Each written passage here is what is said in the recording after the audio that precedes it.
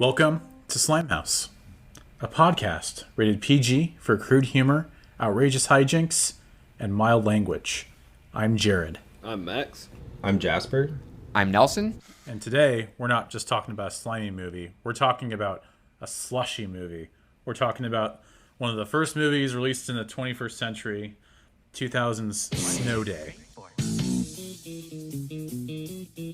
With last night's record snowfall taking everyone by surprise, it seems the entire area has ground to a halt. Roads are blocked, businesses are shut down, and listen carefully, schools are officially closed for a snow day. Yes! Snow day, snow day, snow day! No school, no school, no school! On a day when anything can happen. Hi, Hal. Hey, look out! Everything will. Chevy Chase. Chris Elliott. Snow Day.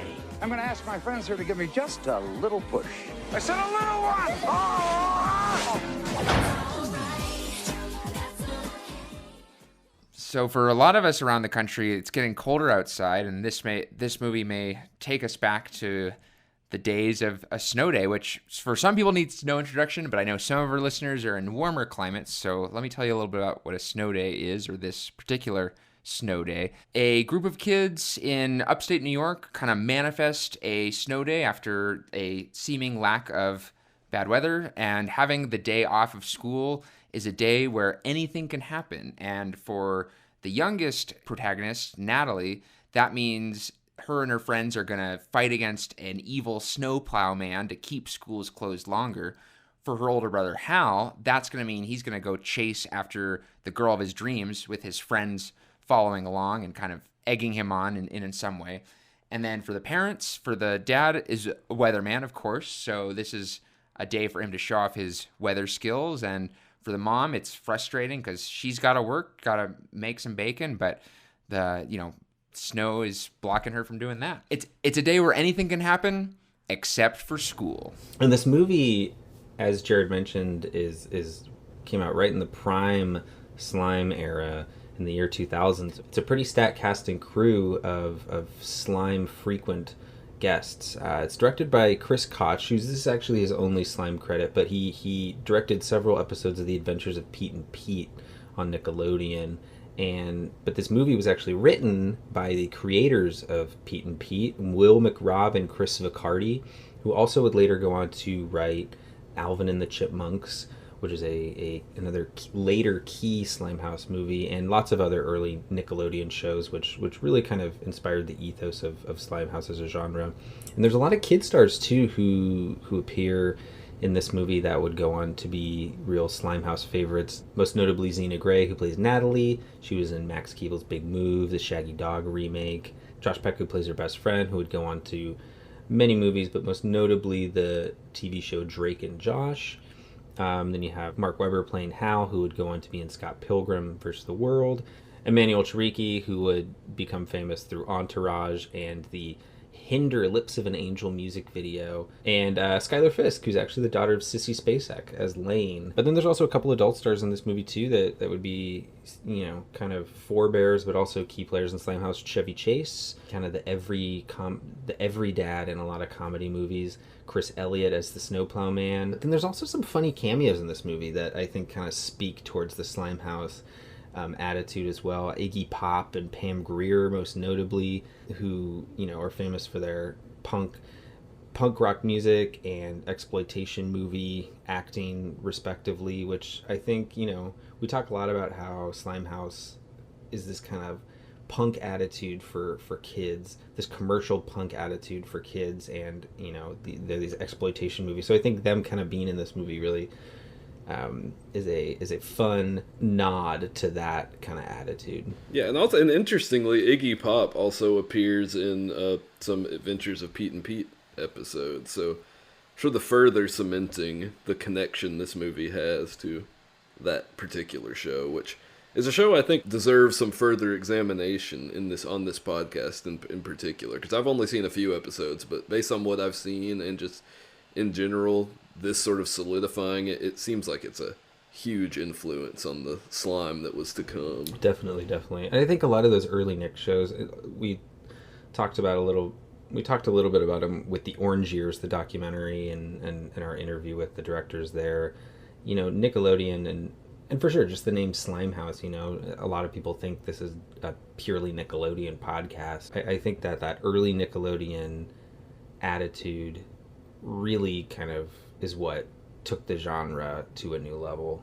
And this is our second Nickelodeon movie we've talked about, the other one being Series of Unfortunate Events. But in a lot of ways, this feels like the first real Nickelodeon movie that we have covered, where it has that ethos of the Nickelodeon channel just sort of brought into movie format, and the characters feel like Nick characters, and at each level of age, it feels like something you'd want to watch on Nickelodeon, kind of cheer for the characters you like, and, you know, hope the guy gets the girl, hope they beat the snowplow man up. All that feels like Nickelodeon live action to me. Yeah, and I believe this was actually written originally to be an Adventures of Pete and Pete movie. So, interesting. Yeah, that kind of makes sense. It just feels like a movie-length version of one of those early Nick shows.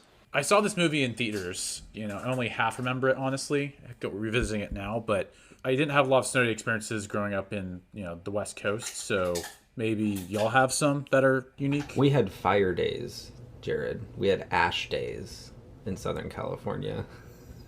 Oh, I remember those. Yeah, Orange County gets those. That sounds like a Roland Emmerich movie, not a Slimehouse movie. Definitely, yes. That is The Day After Tomorrow 2, Ash Day, where the kids can't go to school because the kids have their Halloween Day parade canceled because there's too much ash in the sky. Well, I remember seeing this movie on video. We rented it, and we knew we wanted to see it because a snow day for a kid in Colorado is everything, right? You know, it's like you wake up early because you think you're going to go to school, and then you have to turn on the news and wait for your school to come up on the news and say school's canceled. And the moment it flashes your elementary school, it's just eruption of cheers.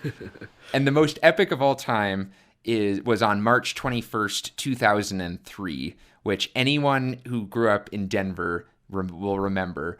It snowed so much that it was a Tuesday, and the rest of the week was canceled. So we had 4 days off leading into spring break, and so much more came after that. And my sister and I did not waste any time. We built a snow igloo of sorts. Our neighbors built the biggest snowman I've ever seen. And when we finally needed to get groceries, because we eventually ran out, we walked in the snow to the grocery store, and people were cross-country skiing in the streets in a major city to go get their groceries or just to have some fun. Some of the best memories of my childhood. I had never seen this film, but I remember always being amused by it and wanting to see it when I would see the VHS or the DVD at Blockbuster, just because snow days were pretty common, and I grew up in Lexington, Kentucky. It's still where I live. We have pretty mild winters overall, but we are always woefully unprepared for the inclement days, so we would have snow days a lot, but traditionally they would be days where it would just be a light dusting of snow on the ground, so and just like icy roads. So I don't have too many super fun stories about snow days, but they were a frequent occasion, and I remember many times staying up late to wait for them to cancel school, or getting up early to wait for them to cancel school on TV. And a few times there were like ice storms where they would actually cancel school for like a few weeks. There was one time we had 2 weeks off, I believe in 2009, from an ice storm.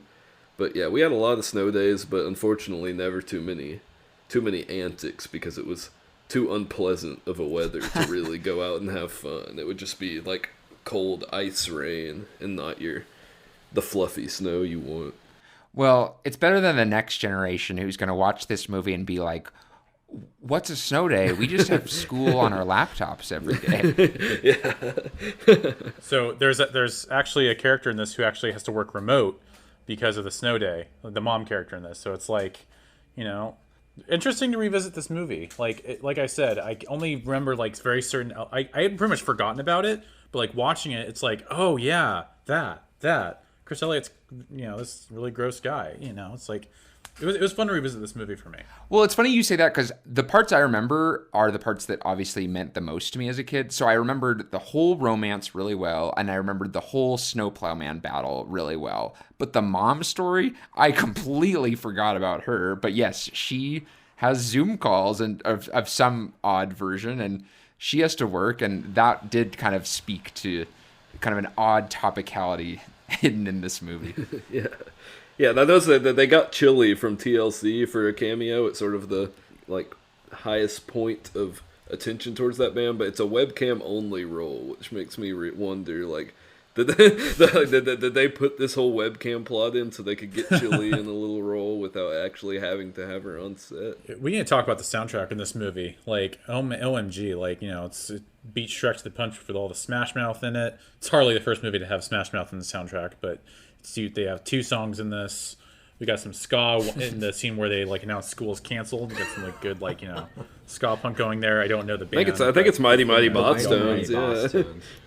Bosstones. Yeah, when that go. sync comes in with the ska music playing right when they announce school's out, that to me is just like epitome of the Slimehouse feeling. Just like no school, rambunctious, energetic horns and guitars, like things are about to get fun. I loved that scene. I'm not a ska fan very much at all, but that scene was just like, this is it, fellas. Yeah, like, this is a good time. I'm sure we'll get into like the soundtrack a little bit more later, just when we're talking about slime tropes. But this, I feel like, it's one of the slimiest, if not the slimiest soundtrack we've heard thus far. It's got like it's got ska, it's got a lot of like boy band kind of stuff. There's 98 Degrees, Boyzone, Jordan Knight from New Kids on the Block, all in the soundtrack. And I feel like boy bands and ska are sort of what I associate most with Slimehouse, and maybe that's just because of the timing of their popularity, but just those two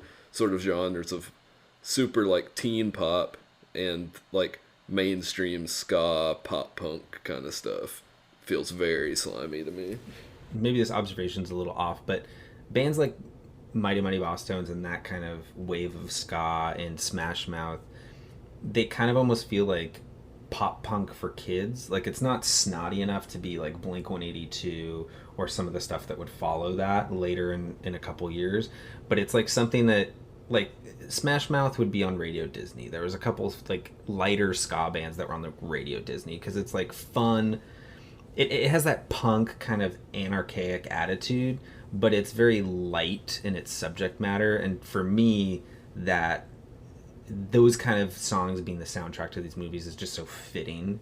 And maybe it's in hindsight, you know, like I just always put those two together, these movies and that kind of music, that I just, you know, I've kind of made that assumption in my head. But yeah, it just feels like this like very like kind of childish, child appropriate version of punk music in a weird way. One thing we talked about in our Orange Years episode that I think it kind of applies to Snow Day quite a bit is how Nickelodeon movies and shows were kind of like gateway drugs to MTV movies and shows, and I feel like the soundtrack is one way in which that really manifests.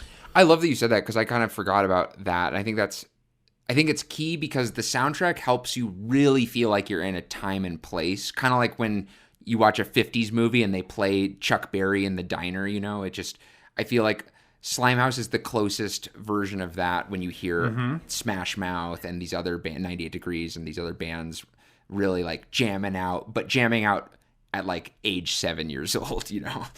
This actually had like revisiting it had almost like this very, I don't want to say American Graffiti kind of vibe, but like it's just kind of like almost a day in the life, more so than I remember it or assumed it was going to be. You know, there is kind of like an antagonist who's trying to like clear all the snow and all that. If the whole neighborhood of this seems very like lived in, it didn't feel like just like just a sheer cartoon like Lost Slimehouse does. I think it had sort of a, I don't want to say realism, but kind of like a believability to it that I didn't see coming. Definitely, yeah. This is actually my third time seeing it. I saw it as a kid in theaters, and then I watched it again in college for random reason. But I totally forgot exactly kind of what you're saying, Jared, is that there is this, I like how you say lived-in feeling. Like, there's no need to, like, introduce these characters with exposition and things like that. It almost just feels like a hangout movie in that way, like a Linklater kind of movie, which I think speaks to, you know, the writers Mick Robb and Viscardi, who, you know, created Pete and Pete. Very similar vibe there. Pete and Pete, I think, tends to play a little more surreal at times, but these are just people, you know, having wacky adventures with goofy hijinks, and for that reason, you know, I actually really appreciated it a lot more this time watching it, especially, you know, now grown up. I actually think I appreciated the kind of more mature, quote unquote mature side of the movie, with Hal and his friends kind of pursuing this girl, and him, you know, finding out what true love actually is. And there's some really sweet moments in that kind of love story too, to be honest. But yeah, I really like how you pointed that out, Jared, because it definitely feels a little bit more, it's lighter on the narrative and more heavy on kind of the world. Part of the why it feels so lived in is because they have pretty much 5 separate narratives going on at once, and they're all kind of, if you were to re-edit it, they all kind of are like a little vignette, but it kind of allows you to know every age group, kind of mom, dad, brother, sister, and then the principal.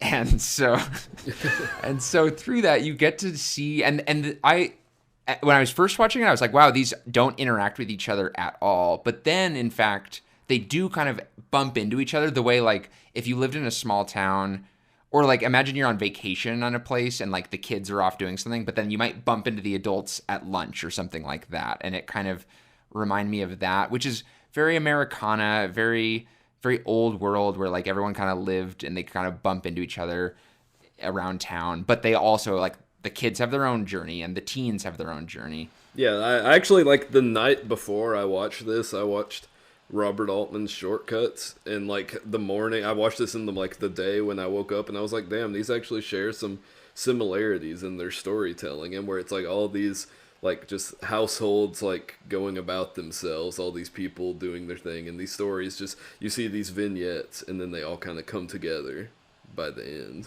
Yeah, and I kind of wish there were more kids or family movies of this kind of construction.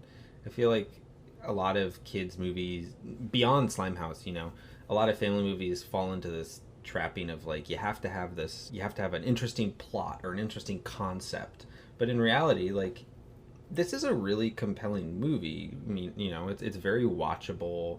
It's very light on its feet, and the characters are they're really fun. They're well written. I think a good family movie can be about an entire family. It doesn't need to just be about the kids and the weird antics and craziness of being a family. It could be, you know, this kind of slice of life comedy, and you know, I wish there was a little bit more movies like this. So just thinking about where this is in the Slimehouse, I feel like I associate this very strongly with Slimehouse, largely because of seeing it at that point in age. You know, Josh Peck, I feel like, is kind of an MVP for Slimehouse, and he just is a great character kid actor, where he's a little bit of a foil for just, he's a little tubby, but it's never played as that. He just kind of like uses that to his comedic advantage and has some cute lines. And so I think of this as really in the thick of Slimehouse, even though maybe it's a tad more wholesome than some of the other stuff we saw. It feels so Nickelodeon and feels so Slimehouse to me. But what do you guys think? Where does it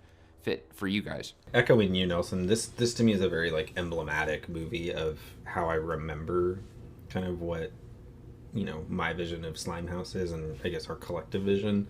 From the marketing down, it's such a prime example of kind of the spirit of the genre and kind of the aesthetics of the genre. That said, I think watching it this time, and kind of as I was alluding to earlier, it almost feels more mature than a lot of Slimehouse movies. Like, it almost, to me, some of this movie plays within that almost teen comedy kind of realm, something like Can't Hardly Wait, which has actually a very similar plot line, but something that like a 15-year-old could enjoy, as opposed to like a young elementary school kid. That said, I think that the humor in this is very, very slimy and is very, very of its time, even if the narrative is not necessarily like a full-blown Slimehouse movie. But I am really interested because like this movie was a decent hit at the box office when it came out. Like, I think if you adjust it was $100+ million grosser, but it's not like very popular now. I kind of adjusted our list on Letterboxd, and it's kind of towards the bottom, of the on the popular rankings. I'm a little bit younger, so I was like 4 when this came out, and this movie was barely on my radar as even existing. So just like being a little bit outside the age group it was meant for at the time, I barely knew this movie existed other than just like glancing at it and seeing it on like Chevy Chase's IMDb page before, which is interesting because it was a significant hit, a bigger hit than some of the movies we've covered that I think are more well known. But yeah, this movie has left, I think it's a good movie, but it's left very little legacy as far as like, it doesn't have a cult following or anything. I feel like it could. I mean, it's just like it's a winter movie, but not a holiday movie, and I think that kind of affects its legs or affected its legs. Like, it's just like, it's a movie that you put on like when, like after the holiday season. I think that's just like that's just a time people are always trying to get past, Because it came out like very beginning of February, so I guess that does kind of add up. Which is perfect for a snow day. I mean, that's when snow days really happen. But for the general public, there aren't really like winter movies. There are Christmas movies, but there aren't really winter movies. Yeah. I think part of why it maybe doesn't have as many legs as, say, like a very comparable would be like Big Fat Liar, which is also Nickelodeon and, similar antics. But that movie has a lot bigger gags. I think that the gags in this movie all feel like a little closer to plausibility, which is part of why it feels like a Nickelodeon show to me, because it just feels, there are gags for sure, but they're plausible gags. They're not, the bad guy doesn't get dunked in fish guts, he just gets tied up, it's a little closer to home, so perhaps not as fun of a rewatch as some others, perhaps. Yeah, I can see that for sure. I mean, it makes sense since it was a Pete and Pete movie originally, but this definitely felt like a long episode of a Nickelodeon show. It didn't, I liked the movie, like I said, but it didn't feel particularly theatrical. You could tell me this was a Nick original TV movie, and I would totally believe it. Another movie that it kind of reminds me of, which I just watched, was Fast Times at Ridgemont High. Just in kind of how it's constructed, how the characters interact and kind of interweave into, different storylines. And I think, something like Fast Times at Ridgemont High, I mean, for its time was very forward-thinking and kind of, I don't want to say revolutionary, but it was very different for than a lot of teen movies. And But something like that, I think, where there isn't a lot of gags and it's just basically a hangout movie, really survives because it can transcend. You can watch it as a kid and think, oh, I'm cool for watching this movie, and then you can watch it as a teenager and be like, oh, I understand more of these jokes, and then you watch it as an adult and you're like, I'm nostalgic for being in high school and chasing girls and things like that. Whereas this, it's kind of like, you could watch it as a kid, but then when you get to a certain age, you're like, the dating storyline is cheesy, the stuff about the younger kids is lame, the adult stuff isn't strong enough for like adults to really come back to. And in that way, it kind of almost feels like it doesn't feel like it's for anybody after you watch it, in a weird way, if that makes sense. Mm-hmm. It does. And I'll give you a very real example. This movie has a romance plot that's very prominent. And I remember the kiss in this, the most important kiss in this movie being like a big kiss, like a Hollywood makeout kiss, right? Because as a 8-year-old, that's how it felt. But when you watch it as an adult, it's very much like a tween kiss, It's like, it's just like a, it's on the lips, but that's it, And so I think that speaks to how nothing about it changed, but I changed, because when I was a kid, that felt like big Hollywood, but watching it now, that feels like children's stuff. And so that, for the general public, not for us, because we love this kind of stuff, but for the general public, that doesn't manifest like, oh, I want to relive that era. Yeah, I think something else that sort of affects this movie's legs is like, it doesn't really have like a huge star that's like a major part of it. Like, I feel like Big Fat Liar has Paul Giamatti, which makes it kind of like novel for adults to remember, like when Paul Giamatti was in this weird movie. And then Shark Boy and Lava Girl has like George Lopez, who's still like a pretty well known, and this has Chevy Chase, of course, but both his role is very small for the most part. Not very small, but it's definitely not the main storyline of the movie. He doesn't have too much screen time.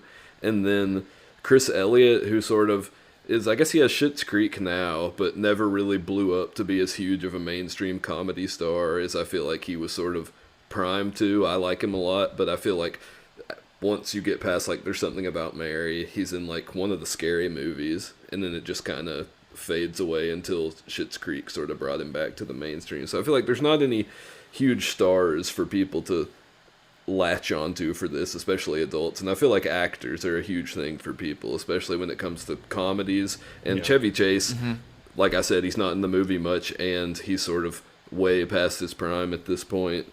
People that like, he's kind of the punchline, I feel like, to a lot of people.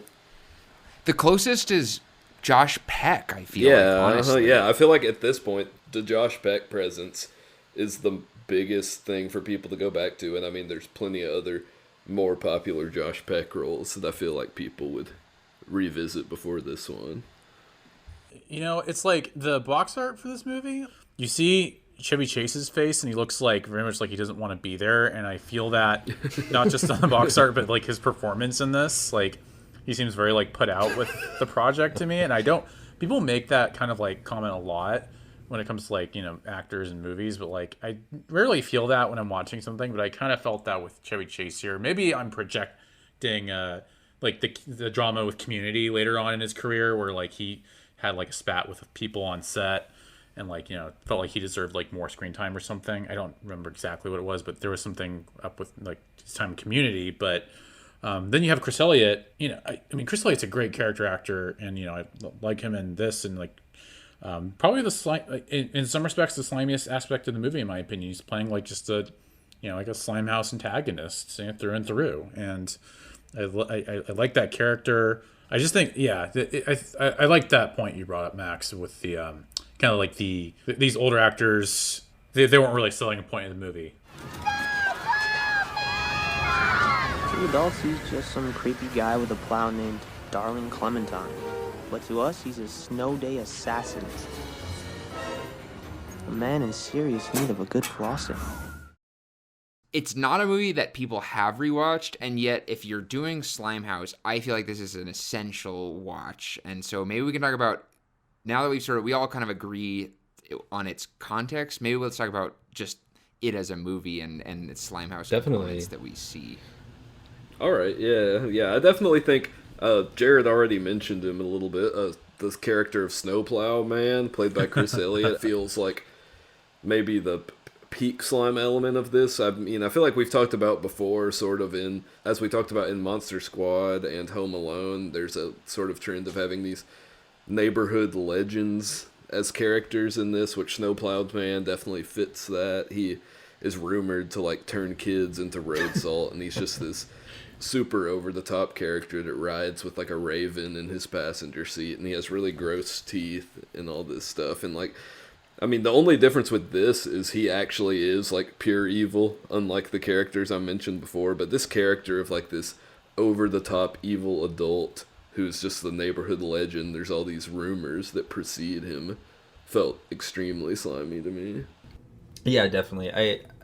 I like that call back to the kind of the neighborhood legends idea, which to me, you know, growing up in the suburbs, and there was always kind of like that neighborhood lore that all the kids kind of made up. And, you know, my dad would still tells me stories of like the weird neighbors in his neighborhood growing up. To me, it's a very, very apt thing for Slimehouse to mine, or those just like bizarre stories that kids make up because they're afraid of people in their neighborhood. Yeah, and this sort of neighborhood culture is also something I think I brought up in the Christmas with the Cranks episode that I feel like is very present in a lot of these Slimehouse movies, that I feel like is sort of an artifact of its time. I mean, I lived in the suburbs growing up, and I sort of live in the suburbs now, and I sort of recognize that like how different sort of the life is in each different one. Where like when I was a kid, I knew all my neighbors. There was like neighborhood lore over certain houses in the neighborhood, or someone who used to live in the neighborhood and stuff like that. But yeah, now neighborhood just is sort of where I live and that's it. But I feel like at this era, and as we see in this movie and a lot of other slime, it was sort of your de facto community, and these were the people you interacted with and knew, and these were your friends and all that. And I feel like the sort of idea of a neighborhood, and particularly this lore of the Snowplow Man, felt very early 2000s slime. And then we got to get into the other fun-hating adult in the movie. One of the first scenes is of the principal enjoying a 60-degree winter up until that point. And that, like, actually, like, that was a very interesting thing to pick up on this time, or, like, how some winters run warmer, even, you know, regardless of where you live. And it reminded me of about 10 years ago when I was still living in SoCal. I think California was starting to go through this really ridiculous drought that lasted a few years. But, like, the winters went from being, like, pretty wet and cool and in the 50s to, like, there would be days, like, in the 80s in January. So, like, I thought of that while I was watching the first 30 minutes of this and, like, kind of wanting some cool weather because it's, like, you know, like some seasonality. But, yeah, but, like, I love the scene of the way the principal's established. You don't see him doing much principling, if you will. But you do see, like, you see a snowball that they saved from the previous year and put in, like, an igloo or something. And they throw it at him. And then he's like, but the principal's on to the fact that they don't have any left. And it's like, I like the principal in this movie, but for his name is like Ken Beavers or something, which is a very slimy sounding name, but also just like how he seems to like sense the kids when, you know, they're ganging up on him, and he seems to like know what they're up to, more so than like a lot of he's not like as aloof as like some principals are in some of these Slimehouse movies where like he's just completely lame. I think he's got a sense of fun to him. At least I thought so. Yeah, I think what makes this guy super slimy to me is he takes such glee. Like, he doesn't earn anything from, like, not having snow days, but he takes such personal glee in the fact that these kids will not be able to have fun. And it feels like yes. An adult who has no motive other than, like, no fun for the kids is the ultimate sort of Slimehouse antagonist to me. And I feel like he's like his only motive is he doesn't want kids to enjoy themselves, and that's like both of them. Think about it. Snowplow Man's goal is to like clean up all the snow, and that's a perfect villain for a snow day movie. And then the principal in my school, the principal was the one who called the shots and decided if you got a snow day or not. So we hated the principal. Also, our principal was lame anyway, but so I hated the principal. I remember drawing like a picture. He's not. But I remember drawing a picture of like the principal buried in snow and like a thought bubble being like, "No snow day today," and like that was that. So I think the adult villains are very perfectly cast for said film. Yeah, for sure. I feel like I remember for me it was the superintendent. His name was Stu at the time, and when he wouldn't call a snow day, we would all call him Stu Pidge, which was our real Slimehouse. Slimehouse, art imitates life. Yeah. It's really great. In terms of other kind of fun-hating adults, I think a little less so is the mom in this movie, played by Jean Smart, who's kind of the stereotypical Slimehouse overworked parent or workaholic parent who, even though it's a snow day, makes her assistant, as we mentioned, played by Chili from TLC, work on a snow day. She has some kind of big billion-dollar business deal overseas that she's trying to close.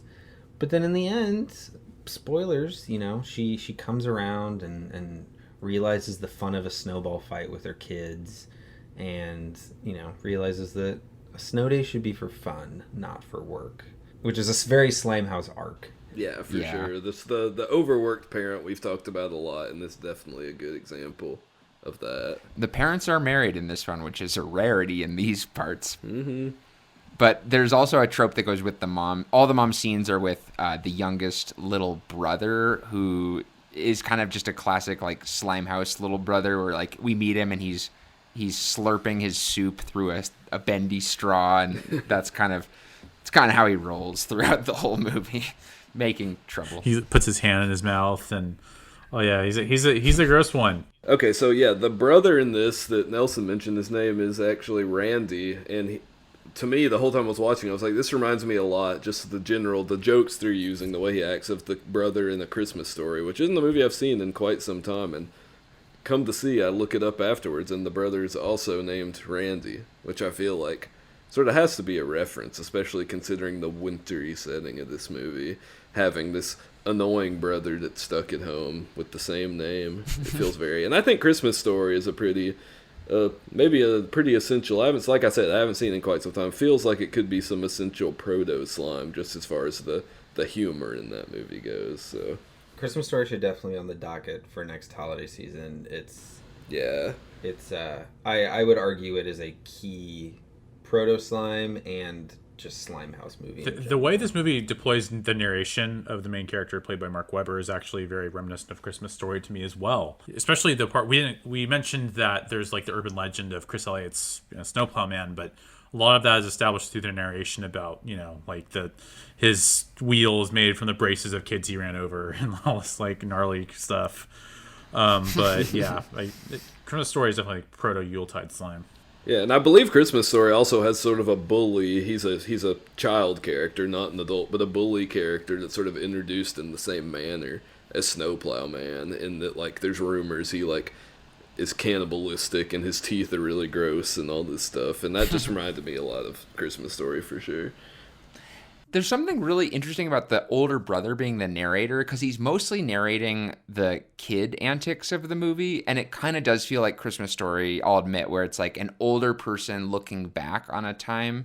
And for the older brother, it's like he's getting too old for snow days to be about, snowball fights and fun times. He's focused on girls now. And so there's something really clever about the way they play nostalgia through the voiceover and tell the snow day that way. Yeah, Post-Christmas Story. It's also very reminiscent of the show The Wonder Years, which I know was decently big not too long before Snow Day came out. And Pete and Pete also, which we've referenced, same writers, also features voiceover, which people write off voiceover, but I think in certain cases it's a fun device to use. And I think here it works pretty well. Yeah, I definitely liked it in this. Thing. Well, the movie's influences are not just, Nickelodeon stuff. Did anyone catch the Citizen Kane reference in the movie? I don't believe so. I must have not been paying close enough. It's also... Oh, wait, what were you going to say, Jared?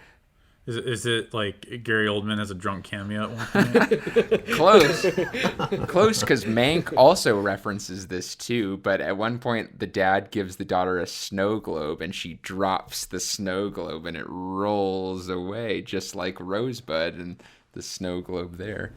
Okay. Wow. I remember the snow globe. I just didn't think of it as a reference to Kane, but sure. Similar shot. Very funny. I think kind of the last character trope that we should identify is kind of the token, goofy, cowardly friend.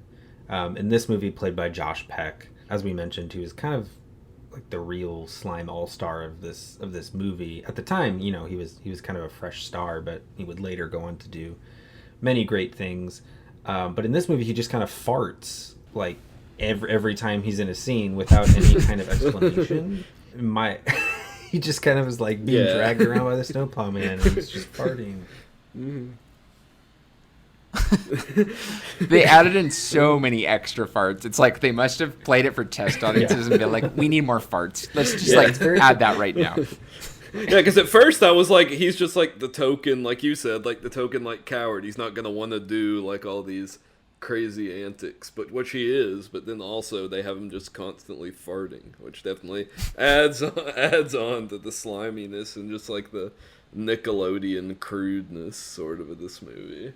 There, at one point, I know he like Snowplow Man looks over at him and he like sort of gulps and says, "I'm toast," and that just felt like that felt very slimy to me. Just the phrase "I'm toast" delivered by the cowardly friend feels like something you'd see in like a lot of like other Slimehouse movies, especially ones that focus on some kind of villain that the kids are trying to defeat. And there's a lot of pea humor focusing around this character, and like it's like someone makes a comment about like how something like the layers of clothes he's wearing are going to be more uncomfortable if he like wets his pants. Like, do you remember this part? Oh yeah, I remember that. Yeah, and then also him getting chased by a snowplow man while he's like still got his pants down. Yeah. Yes. Yeah, this just sort of moving on from that. This movie, more so than a lot that came before it, sort of relies on a lot of gross out humor, which I think is sort of the Nickelodeon effect that we're seeing on these movies. It's just like this has like pee humor, fart humor. At one point, the subject of baboons comes up and he says something about their big red butts, and they really like highlight that. There's a toilet paper roll in the snowplow. There's just a lot of like, Love that detail. yeah, just a lot of sort of scatological humor in this that I feel like became a major sort of, was very important to Slime at the time and became very crucial in Slime going forward. I've been writing this Slimehouse food article, so I've been specifically paying attention to the Slimehouse food elements, and I think one of the most quintessential Slimehouse moments is the kids use Josh Peck as a decoy, and they cover him with ketchup because ketchup is blood to a kid, right? And then the snowplow man goes over, and conveniently he happens to be eating French fries. So instead of, attacking the play dead kid, he starts dipping his French fries into the ketchup and starts just eating at his own pace on him. And for the rest of the movie, Josh Peck has like a big ketchup stain right on his chest.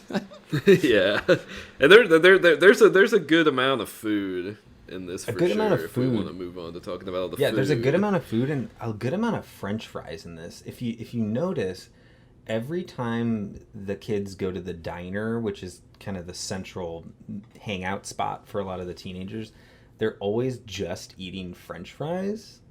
Or at least Hal and his friends, Hal being the main character. There's always mainly French fries at the table, and at one point his guy friend is making a quote unquote French fry log cabin. But it's very funny. I just noticed funny. So many French fries in this movie. Oh, and that friend, I feel like, is something I sort of noted as something you see in Slimehouse sometimes, with sort of the coded sort of stoner friend. Obviously they don't actually have him be a stoner because these movies are for kids, but like just the sort of like long-haired dude in like a beanie that like acts goofy, I feel like is a very specific trope. The main one I think of is Pauly Shore's characters in, well, pretty much everything, but his character in the Goofy movie is very much like that, and I feel like that's something you see in I guess a lot of like 90s 2000s comedies, but I feel like in particular Slimehouse, because you want to have the stoner jokes but you don't want the drug element to come into play. For sure, yeah. Yeah, like that character, like, doesn't get a lot of screen time, I think, for this reason you're talking about. But like going back to that boxer I was talking about earlier, it's like that character is like in the he gets like the center part of the cover. So it's like he's kind of like he's very much emphasized in like the advertising material for the movie, but he's not actually a very big part of it, I feel. Yeah, it's true. It's a weird but I actually kind of like that. It's like it kind of adds really like strange. That kind of like. Now that I pulled it up, and he's literally, because this box art is kind of like, it's seared into my memory, and he's like the main kid with his arm up, like, yes, it's a snow day. That's very funny. And we've been. Oh wow, yeah. I actually just noticed that. I've seen this poster so many times, and I assumed that was Hal. He's like, I didn't pay attention enough to the faces. Yes, we buried Chevy Chase and we buried Chris Elliott in the snow.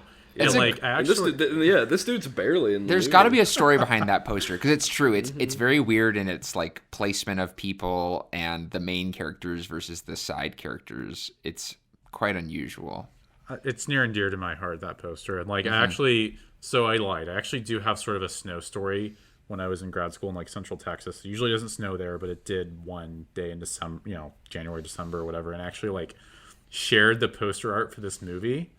Like on my Facebook, it's like, meanwhile in College Station, it's like, it was actually the poster of this movie, and like I got, of my like probably 500 friends at the time, I got 3 likes out of it. So I think that's kind of backs to what we were saying. This movie needs more fans. That wasn't where I thought you were gonna say it got like 100 likes, but that's not. One more character trope I want to talk about is the parents' rivals. I feel like the parents are often pitted against someone else. A good one is in Daddy Daycare. There's like a rival cereal company that's obviously way more successful. And that gives a very tangible way for the parents to have a villain. One thing I love about Bill Simmons is that it's Chad Simmons. It's Chad. Okay, I'm so. Yeah. Oh, wait, yeah, isn't Bill Simmons like Bill Simmons is a real guy. He's like a sportscaster. But yeah. I love that Chad Simmons, the weatherman, I love that his last name is spelled Symmonz, which feels very Slimehouse, the Z It ending. does. Yeah, for sure. But yeah, I think for sure the adult rival is something that we can kind of, where they're always like over the top, like arrogant, uber successful. I mean, the first one we saw on here was Flubber with Christopher McDonald's character. Yes. I feel like kind of fits that. Yeah. And then I'm trying to think of some more specific examples. The first one I thought of was in The Grinch. You know, you have Martha May Whovier, played by sure. Christine That's Baranski, is Molly Shannon's mom's character's rival in that, with all the Christmas lights and whatnot. But I actually really like that trope, Nelson. I'm surprised we haven't picked up on that earlier. That's a good one to pay attention to a little more. A quick winter trope, though, that we've mentioned before is snowballs and snowball fights. But in this one, kind of, we were just talking about food. One of Natalie, the young girl in this movie's friends, has like a kit of snowballs that he keeps to attack adults. So he has like the regular prepackaged, like the regular basic snowball. He has a jelly-filled snow nut, and then he holds one up that's just yellow, and he's like, no need an explanation for this one. And I just love that like idea of these like different kinds of snowballs, and it, you know, reminded me as a kid, like, you know, making fake weapons with sticks and whatever was in your garage, and, you know, saying one was more powerful and better than the other, even though they're all just the same two pieces of wood. I loved that. I thought that was really good.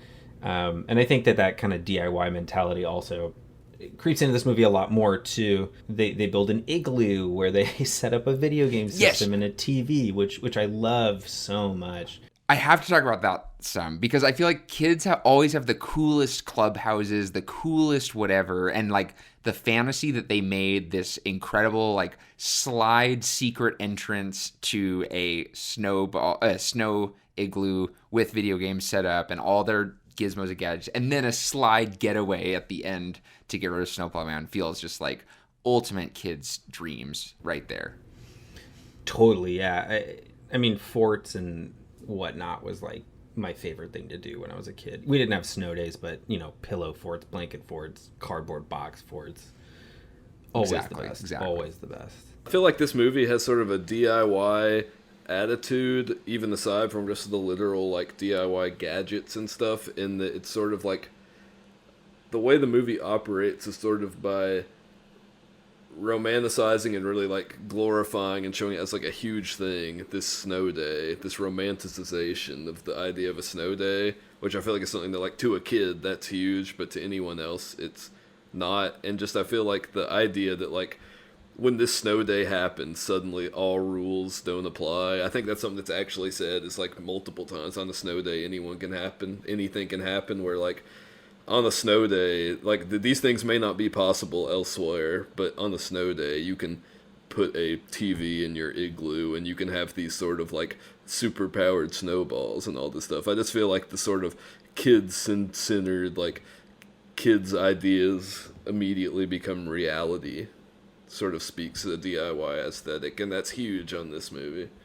Directly speaking to that, the tagline of this movie is roads closed, schools shut, rules were made to be frozen, which I think perfectly kind of sums up what yeah, for sure. That's a good one. Going off of that too, I think just that like, and when Jared picked up on this, I think it fits so well, is that like anti-authoritarian slant that just trickles through all of these movies, and this one especially, to me, might have been, out of all the movies we've watched, had that most kind of sense of anarchy, kid anarchy, attacking the principal, you know, hanging the Snowplow Man up from the stop sign, attacking him with weapons made out of sports equipment, you know, it just very anti-authoritarian in like a weirdly like elementary school punk way. But yeah, it just feels so emblematic of what the genre is all about. Well, Jasper, let me correct you on one thing. They do not tie a snowplow man to the stop sign. They tie snowplow man to a sign that says "Caution, children playing." That's right. Oh wow, yeah. That's if any image represents Slimehouse, it's the snowplow man tied to that sign. Yeah, I think this movie's ending felt extremely slimy to me, too. In that, I feel like ending with like a big gag is sort of for this era of Slimehouse is something that you see a lot. And in this, like the principal escapes all the kids and their snowballs, and then he goes into his house and like thinks he's safe, and they're waiting to throw more snowballs at him. And that feels like it's like very essential, both as like a gag, and just as sort of like the true like kids take over, because I feel like being able to attack your principal is something that like is very much assumed to be the fantasy of like every kid at this time, and this movie goes all out on that. For sure, yeah. The way the movie starts too is also very slimy, in my opinion. Like, because it starts with this like monologue about how snow is formed by like two atoms of hydrogen, one atom of oxygen, and it's like very Bill Nye almost. And then like then you get that scene with the principal I was talking about where he's like cooking on a warm winter day, and his dog steals the steak. That's the last sort of food trip we had to talk about. Oh yeah, which I will say to this movie's like. To knock it down the slime notch, there is a dog who is pretty underutilized. The family dog is not used as much as I feel like he could be. He does take a steak, which is very slimy. But overall, yeah, I love how the principal bookends the movie. Yeah, it's really good. And that we never, other than the main characters throwing that one snowball at him, usually the principal is just kind of a standalone character, kind of like Scrat in Ice Age, where like he just gets thrown at with snowballs, but you never see who's throwing the snowballs. Yeah. And to Jared's point, there is that science DIY element, like the girl has the barometer to measure the weather, and that feels like a bygone era where people liked Bill Nye and people were into that kind of homemade science that now is we've talked about in other, especially in Flubber, we talked about that, how that's kind of a bygone. Yeah, there's also a moment in which Chevy Chase, who we haven't talked that much about because I feel like his storyline's sort of the least slimy of all of this, but there's a scene in which he's on like a computer doing whatever this movie's idea of like what weathermen do is, and it's the most like early 2000s sort of version of the internet, where he just is like looking at this weird screen with like bright colors and animations, and he's like, oh, there's a big snowdrift coming in, but you can't really pick up on why. And I feel like that sort of science of his like weird weatherman computer technology also felt pretty slimy to me. And speaking of snow drifting, there's a lot of slapstick humor in this movie, but I think Chevy Chase's slimiest moment in this movie is when he rides the sled down what they say is like a really steep hill, but when you see it, it doesn't look that steep. And then he like is like, whoa, I'm out of control. And then like, and I feel like that they're playing like some pop punk at that moment too. I forget what it is. Yeah, it's a Smash Mouth song. Yeah, which is also just like a joke they took from Christmas Vacation too, of him on the sled like mugging, but it works both times. The slapstick in this, more so than other Slimehouse movies we talked about, seemed like stunts. Like there's the toboggan, the bobsled, and there's like the scene where the Hal's getting chased by the the ex-boyfriend guy, and then like it's all like snowmobiles. Well, we haven't talked about one trope, and that's the bully trope, or the kind of the ex-boyfriend guy who's totally a bully and kind of like the arrogant, like block-headed character.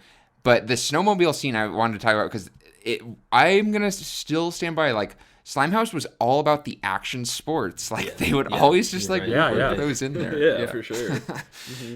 And I think bullies on snowmobiles feels super slime. Yeah, that's very funny, Nelson, because I think it's good that you brought that up because I totally forgot about that. But yeah, that extreme sports, like using these like interesting new vehicles, is a very Slimehouse thing. But I kind of almost just forgot about that scene because the whole Hal chasing Claire storyline to me just really isn't slimy at all. So kind of everything we're talking about references the storyline of the younger kids dealing with Snowplow Man, which is interesting. Yeah, I mean, I totally forgot about that moment, and it is very slimy. Press pause for spoilers, but not a huge spoiler. But like, I remember seeing this and being quite surprised that Lane, his best friend, kisses him, and she actually has had a crush on him the whole time. But there's a dramatic irony in watching the movie knowing that, and I watched the movie so differently because I didn't know that the first time, and I didn't see the clues, whereas watching it this time, you see her face, and she's really charismatic, and she's just lit up around him the whole time, and so you're like, oh, wow, like, they've been planning this the whole time, but for a kid, you don't even notice that they're setting up this true love story. Yeah, and that in particular, I feel like made that storyline feel less slimy and more rooted in like what Jasper was saying, that sort of like wacky teen comedy of the time, like Can't Hardly Wait or something of that vein, because it was just like, I feel like the storyline normally in these Slimehouse movies, if like the main like nerdy kid wants to get with like the most popular girl in school, it ends with him getting with the most popular girl in school. I feel like the nuance of having him actually end up with his best friend was one thing about that storyline that in particular made it not feel too slimy to me. Mm-hmm. Yeah, there's actually a line that I think is very sweet and I really like about, love is about finding somebody you can spend more than 10 minutes with. And I was like, wow, that's actually a very, like, for a kid's movie, that's a very, like, deep and powerful line, Yeah, well, I will say I didn't think that storyline was that slimy, but like I did like that storyline. I was pretty, I was engaged in that. It's very well framed within a Slimehouse movie because his little sister is like, "You're gonna spend snow day chasing a girl." Yeah. Oh yeah, for sure. Mm-hmm. That's very slimy. Like the younger kid who like thinks crushes are gross. That's good. All right, let's jump into slime scores, you guys. I was not entirely sure what I was going to give it going into this conversation, but I feel pretty confident after this hour of good riffing, and I think this is a 10. I think it very, like, I really think of, like, I highly weight movies that are more about the, like, kind of like that against the grain, against the man, kind of like, but for kids. And this movie it's all about that. Nickelodeon movies may be kind of an easy layup for higher slime scores, perhaps, but I do think this is a very worthy core piece of Slimehouse.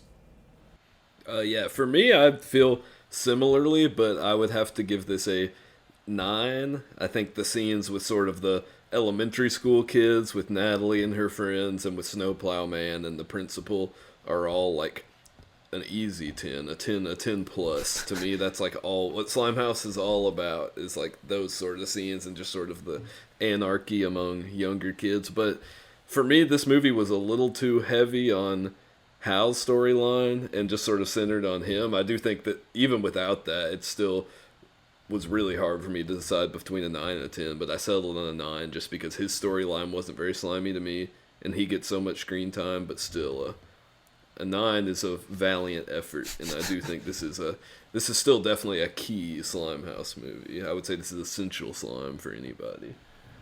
For sure. I actually, on very similar notes to Max, I won't go too far into it. My score is an 8. I think that this movie splits a lot of its time between the kind of more teen comedy realm and the Slimehouse realm, and for me, it's almost like half and half. And there's not enough of this that like gross out gaggy stuff for me to have it like at a 10 or a 9. But there's enough of it there, and that attitude, that Slimehouse attitude and feeling is so pervasive in this movie that I couldn't give it anything lower than an 8, even if I think narratively it does surprisingly stray off the Slimehouse road more so than I remembered. But it's an 8 for sure, because it embodies that spirit of Slimehouse so much, even if there aren't as many gags and it is a little more grounded.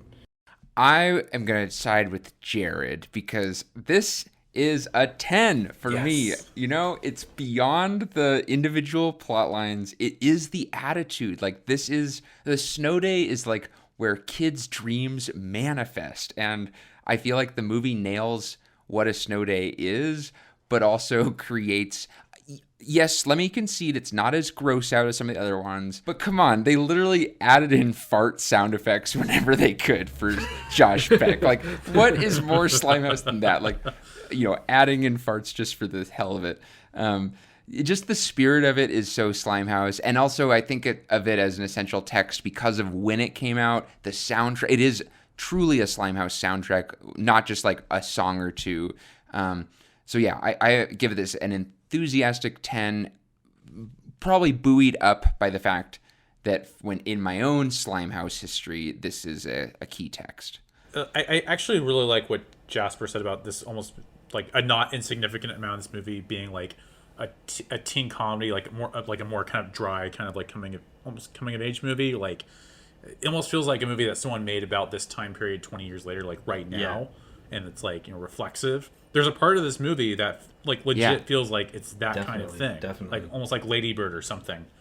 And so, yeah, I mean, that is definitely there. But I don't regret my 10. I think this is just, I think it's just the spirit, the attitude, the energy, thematically. I think it's just the complete package. And as we said, this is not like the most well-remembered movie. It would be cool to see this have a resurgence like Hocus Pocus, which we covered a while back, and I recommend it if you have never seen it.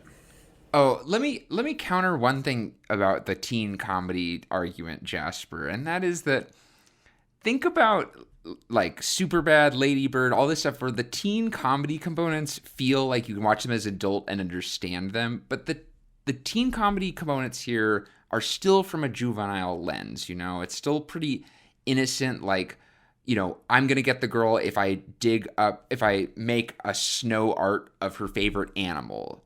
I mean, that feels like something a 12-year-old imagines a teen would do to get the girl, to me. For sure. I totally understand that. I totally, totally hear that out, which is why, like, it's still up there as an 8 for me. Like, that's a high score, that's still upper tier, top shelf Slimehouse. I think maybe I'm a little biased because I've been watching a few of those recently. Can't Hardly Wait, Fast Times at Ridgemont High specifically are ones that I've seen recently. Can't Hardly Wait even has a plot line where a guy has a crush on like the hot girl in school and goes to a party with a plan to win her over. So it's very, very similar plot line. So maybe I was just kind of like, they felt kind of mirrored along and they came out within 2 years of each other. So maybe I was, comparing them too heavily. But that said, I totally hear that out. And I totally agree with you that, that does feel of like a 12-year-old fantasy version of, high school crushes for sure. That said, I do think this is a kind of movie that I think is kind of almost like unfortunately forgotten. And I think this is a good intro movie to somebody our age who's like, I don't want to watch The Adventures of Shark Boy and Lava Girl. I don't want to watch Flubber right now. Because it does kind of, kind of what Jared was saying, it feels like a movie that was like written about this time now in a very loving and nostalgic way. And it feels kind of adult, but also has that like childishness to it that really is so of the Slimehouse era. And, for that reason, I think this is a movie that I think everyone should really seek out, if you're our age or older, because I think it is a good gateway into some of the slime stuff if you're hesitant about some of the slimiest and goofiest stuff. Yeah, it's sort of interesting, though. We've covered a couple of Disney movies now, and this is only our second Nickelodeon movie, and the first one we covered, the Lemony Snicket, didn't feel that Nickelodeon, despite the fact that they're to put it out. This definitely felt very Nickelodeon, and I agree with you, Jasper, in that, like, I feel like a lot of these Nickelodeon movies of this era, Good Burger, this, just feel like something that an adult or a teen sort of centered, while the Disney movies that we've covered, like Flubber, Haunted Mansion, seem more targeted towards only the younger audience. So I do feel like this is sort of a comedy that operates on, like, not that this is like a complex, mature comedy, but this is a movie I feel like people could enjoy even if they hadn't heard of, weren't watching it through any sort of Slimehouse lens. This is a movie that people in general could enjoy watching. And that wraps our episode, but, it may not be a snow day out there, but, stay safe, stay indoors, and stay slushy. Stay slimy. Slimehouse, a podcast created by Jared Anderson, Jasper Birnbaum, Max Morris, and H. Nelson Tracy. If you like this episode, you can find more fun on slimehousepod.com. Our website is created by Brian Hume of Valencia Creative Company. Our theme music composed by Greta Russell. Support this podcast at anchor.fm/slimehousepod or by following us on social media at slimehousepod on all platforms.